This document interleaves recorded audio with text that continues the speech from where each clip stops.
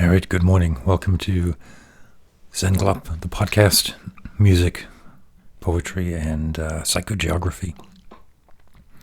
I'm looking at the video capture here, right? I've started, for those of you who listen through the podcasting app, I've started putting a sort of a real-time video version of the podcast up on YouTube. It's not really a live stream, right? It's just I'm filming the process. And I'm looking at them, I'm thinking, wow, it looks like it's the middle of the night. I don't have any lights on, I just have a little desk lamp. And then it kind of is the middle of the night. I mean, it's pitch black outside. It's 5 o'clock. So it's not quite the middle of the night, but it's definitely early morning. Sun comes up here around 7:20 right now. Supposedly starting to get earlier now that it's middle of February, but it still feels pretty dark most of the day. So, by all accounts then, if you're watching this on YouTube and would rather subscribe through the podcast, there's a link in the show notes, and everyone should go to zenglop.net, check out the podcasting archives and a bunch of other stuff there. So I want to talk about some music that I just finished. There's a new YouTube video of a piece of music I wrote for piano and electronics. And I'm going to go back in retroactively and edit this, add in little segments of it along the way.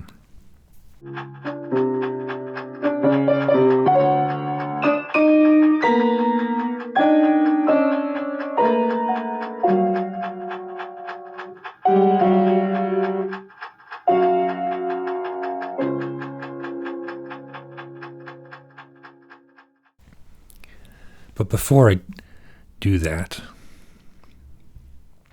let's talk a little bit about the piece. The piece is called Magnetic Resonance.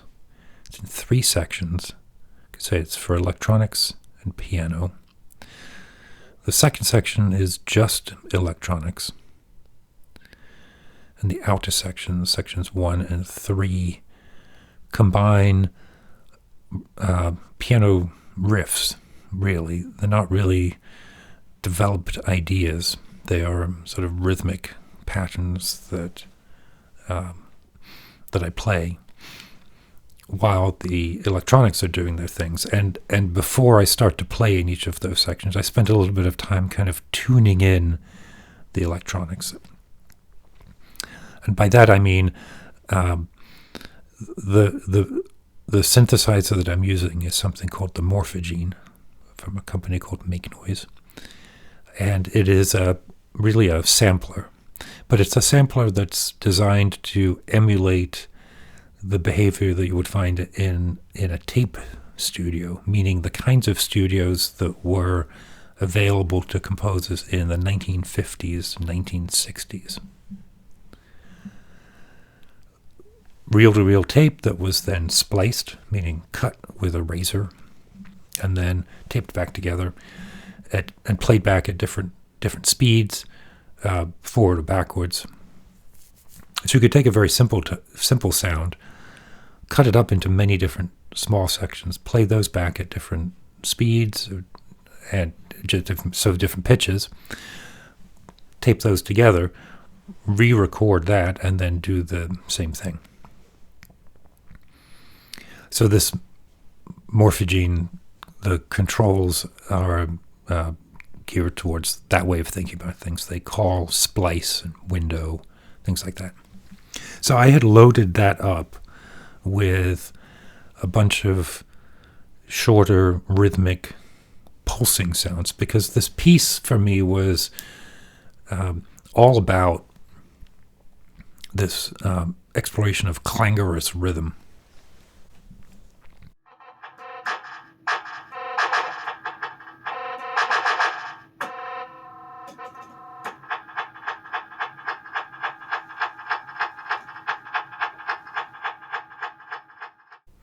Now here we get into the question, like, is it Is it interesting, or is it useful for someone to know anything at all about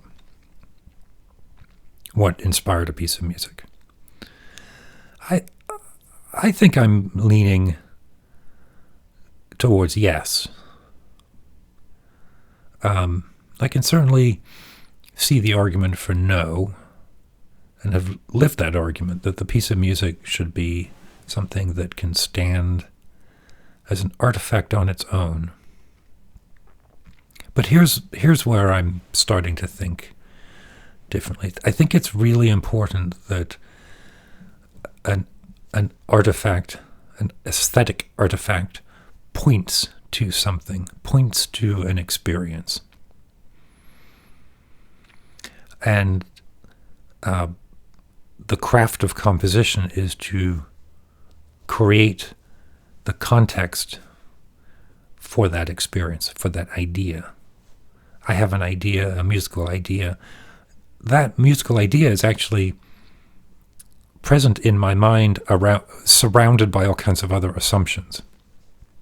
And maybe composition is just articulating those assumptions so that the idea, unfolding through time, supported by the vectors of sound, amplitude, frequency, realized as harmony and rhythm, pitch, that those are the articulation of the assumptions around the idea. Well, so if that's the case, if that's what the composition is, then why not take advantage of the other vectors of a piece of music, which is what I say about it or what people know about it, and why not shape that some? I don't know yet that I'm far enough along to embrace like program music, like Andrew Hikes the Alps type of thing. Not quite there yet. But I certainly think that a title is an important piece as an access point to the listener. And that's true even if the title is something like Piece for Piano 2007, as an example. It gives an indication of when it was written, and how to approach it. Approach it as a piece of music that was written for the piano in a kind of intimate and singular way. Or something different, right? Like maybe that resonates differently with people. So I think the title, Magnetic Resonance. Well, it is always fascinating to me how bizarre sonically the MRI experiences. Those of you who've had an MRI know that you're slid into a quite small space, and then for about an hour, as the thing spins around you, the frequencies and rhythms that are created by that are nothing short of astonishing. I would love to be able to take a recorder in there with me, but of course it's a magnetic resonance imaging, and so a big piece of metal recording things would just sort of hurtle through the space, probably break the equipment, probably hurt me somehow. So I don't know if anyone's ever done that. The equivalent that came to mind recently, so I go and get a sort of a follow-up MRI scan once a year or so. And this time, the thought that occurred to me was that this must be what it's like to be inside a pulsar, because it has the same kind of patterning to it, the same sort of repetitive complexity that then shifts. There's no development; it's a series of shifts, and that may be compositionally important. That there is no development. There's change, and there's relationships, but there's no development. An idea doesn't start off as a small cell and then evolve like a Brahms piano piece. It's much more like Messiaen. Here's an idea that's situated, that could go on forever, but instead it shifts to something else. They're related, if by no other means than the fact that they occurred next to each other. So I knew I wanted to try to recreate that rhythmic sound. I did that in my studio, recorded it onto the Morphogene, and then had that with me at the piano. And I'd set up some additional controls so I could trigger it and do some performative stuff with it while it was happening. But I want to spend a bit of time talking about the middle section, and I encourage you all to go listen to the YouTube. There's an index that allows you to get right to the second section. But it was this sort of astonishing serendipity where I realized that as I turned the controls and did some just a little bit of change to like the start and stop point of one of the rhythmic patterns, and added just a touch of delay, most simple stuff, it created this self-generating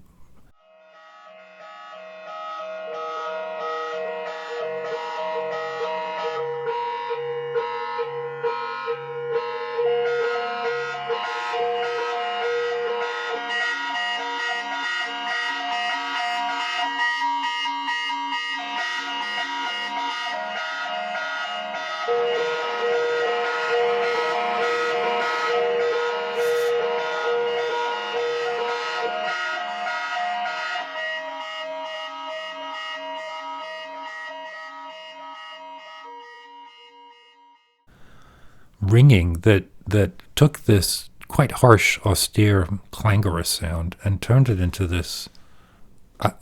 It's gorgeous. I was astonished. I take no credit for it as a composer. It was just. I mean, all I can say is I could make it do it again, which is something, right? But wow. And that's what the MRI feels like. It's like you're dissected, and then at the end of it, you're left free floating with nothing but your mortality in hand. So, anyway, let's wrap it up for there. Keep your wits about you today, and I will check back in with you later in the week.